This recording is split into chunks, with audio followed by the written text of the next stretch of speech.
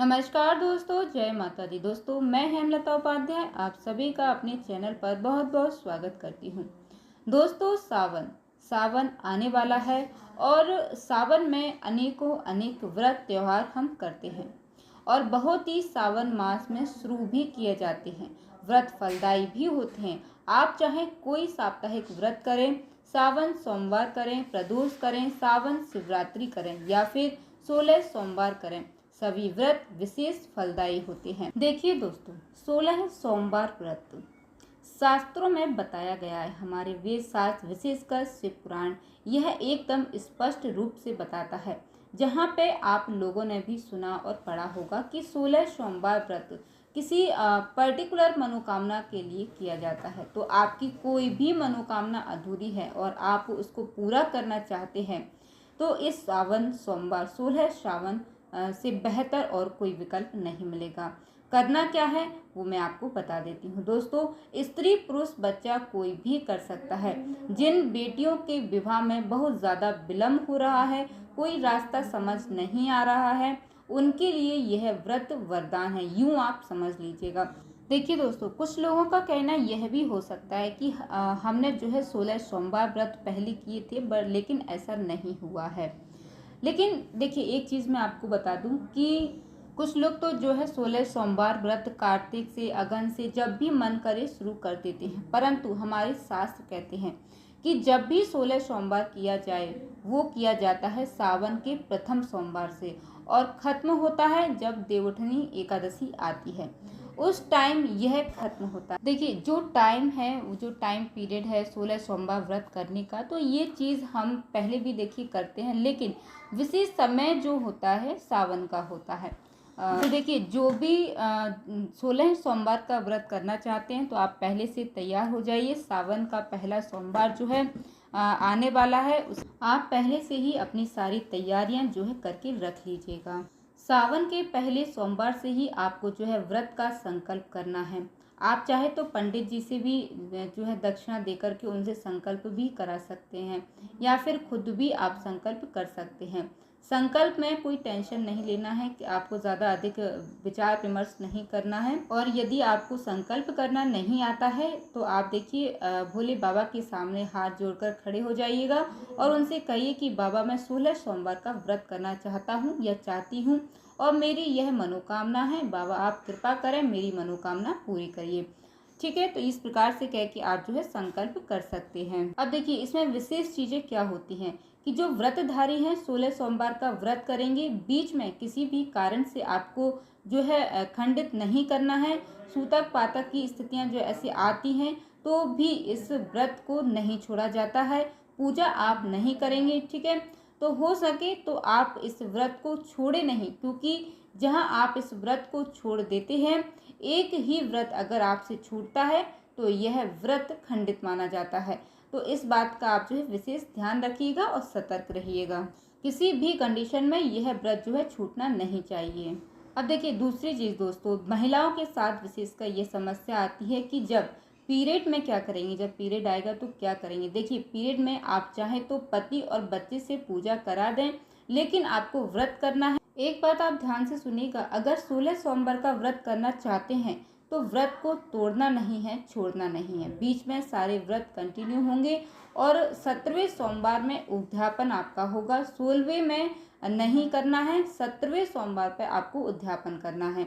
यह चीज़ आप बहुत अच्छी तरीके से जान लीजिएगा, समझ लीजिएगा। चलिए, अब हम जरा बात कर लेते हैं सुबह की दिनचर्या। तो सुबह की दिनचर्या में मैं आपको बता देती हूँ, क्योंकि व्रत बहुत बड़ा है तो नियम भी थोड़ा ध्यान में आपको रखना होगा, नियमों का पालन करना पड़ेगा। सुबह सवेरे आप जो लोग व्रत करेंगे, एक दिन पहले अपना मन से, कर्म से, वचन से बाल वगैरह धो करके तैयार हो जाइएगा, साफ हो जाइएगा। कुंवारी लड़कियां हो या सुहागिन महिला हो, एक दिन पहले आपको साफ सुथरा हो जाना है, क्योंकि देखिए 16 सोमवार का व्रत जो है बहुत ही विधि विधान के साथ जो है किया जाता है और यह बहुत ही कठिन भी है।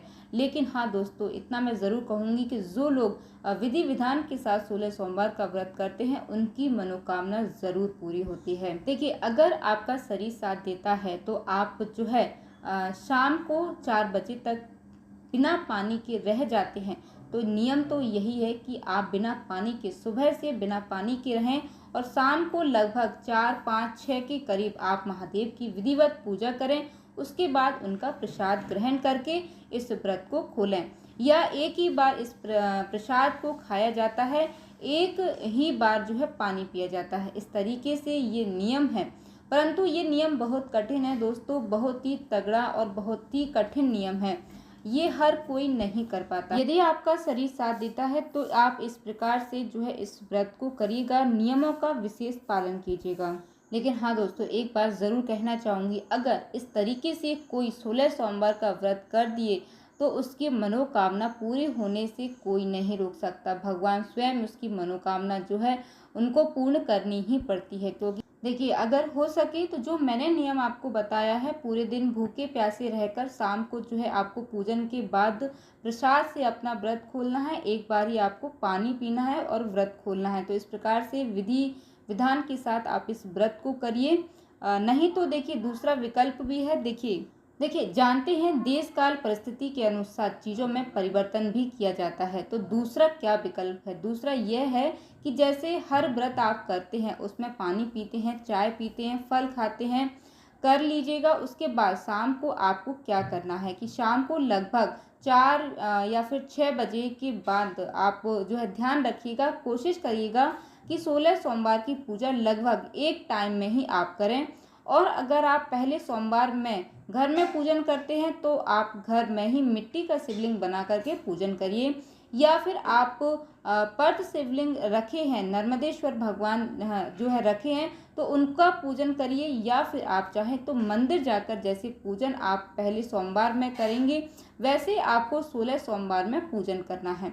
तो नियम विधि बिल्कुल सेम रखिएगा, लगभग कोशिश करिएगा टाइम भी आपका उसी टाइम पर आपको जो है पूजा करना है। अब देखिए कुछ लोग घर पे पूजा करेंगे तो छोटा सा आप कलश रखेंगे, कलश के ऊपर जो है दिया जलाएंगे। घर पे अगर कोई शिवलिंग है तो उनका अभिषेक पूजन करेंगे, और नहीं है तो मिट्टी का शिवलिंग बनाइए और बनाने के बाद पूजन आरती करिएगा और घर में ही किसी गमले में आप जो है विसर्जित कर दीजिएगा, तुलसी जी को छोड़ करके।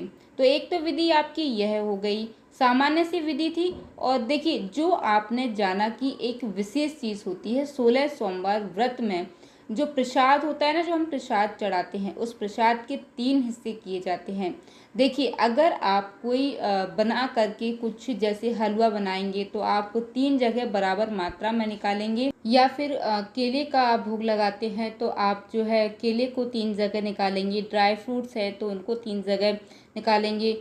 थोड़ा थोड़ा रख दें। पहला आपका जो भोग होगा वो महादेव के शिवलिंग के पास रख दीजिएगा, या आप घर में चढ़ा रहे हैं तो घर में रख दीजिएगा शिवलिंग के पास। बाद में जैसे आप फूल पत्ती वगैरह विसर्जित करेंगे वैसे वो प्रसाद भी विसर्जित करेंगे।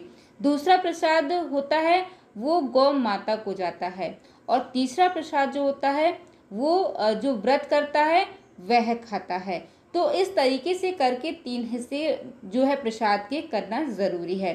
प्रसाद में आप चूरमा भी बना सकते हैं, हलवा भी बना सकते हैं, आप चाहे तो ड्राई फ्रूट्स भी रख सकते हैं, कोई भी फल रख सकते हैं। लेकिन ऐसा कोई फल रखिएगा जो हर समय आपको मिल सके, यानी कि 16 सोमवार में आपको वही सेम प्रसाद, एक ही प्रसाद रखना है। हो तो पहले दिन सोच समझ कर रख लीजिएगा। देखिए यदि आप 16 सोमवार कर रहे हैं तो इन चीज़ों का आपको जो है विशेष ध्यान रखना होगा। देखिए कुछ लोग तो ऐसा भी करते हैं कि जो प्रसाद महादेव को चढ़ाया जाता है वो लोगों में बांटते हैं। तो ये देखिए अपनी अपनी परंपरा है, जैसे हो सके करिए, लेकिन तीसरा हिस्सा आपको खा लेना है। तीसरा हिस्सा खाने के बाद एक जगह बैठकर पानी पीजिएगा और खाइएगा। और उसके बाद जो लोग ऐसे व्रत करते कि उसके बाद जो है कुछ नहीं खाते हैं, लेकिन जो सामान्य व्रत करते हैं वो उसके बाद चाय पानी पी सकते हैं, लेकिन अन्न वगैरह एक बार ही आपको खाना है, नमक बिल्कुल नहीं खाना है। इस बात का आपको ध्यान रखना है, ब्रह्मचर्य का पालन करना है। और जैसा कि जानते हैं झूठ, निंदा, चुगली, कपट, सब कुछ इन सारी चीज़ों से आपको बचकर रहना होगा। इस तरीके से करना है। अब देखिए एक हिस्सा जो गाय के लिए निकला है वो आपको टेंशन होगा कि आप पहले गाय माता को देंगे कि आप खाएंगे। तो कोई बात नहीं, अगर गौ माता नहीं मिल रही है तो आप अगली सुबह उन्हें दे दीजिएगा, उनके नाम से निकाल के रख दीजिएगा। अगर मिल जाती है तो बहुत अच्छी बात है।